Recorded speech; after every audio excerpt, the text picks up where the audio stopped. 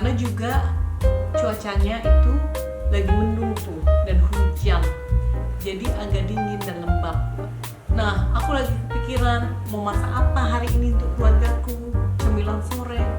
Nah, aku ada ide nih, pisang super crispy. Nah, caranya mudah banget. Ini dia pisangnya. Nah, ini pisang goreng yang super crispy kulitnya. Sekarang aku mau coba makan. Nah, sekarang aku cocok nih dengan saus coklat. Seperti ini jadinya.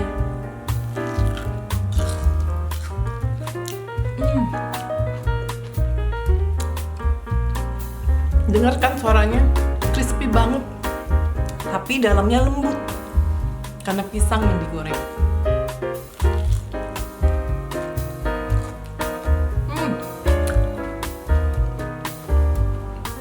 Enak banget pokoknya. Recommended untuk dicoba. Diminum juga bersama dengan kopi hangat. Oh, menambah kenikmatan cemilan sore kami hari ini. Mau tahu cara pembuatannya? Silahkan melihat bahan-bahannya seperti yang diperagakan dalam video kami berikut.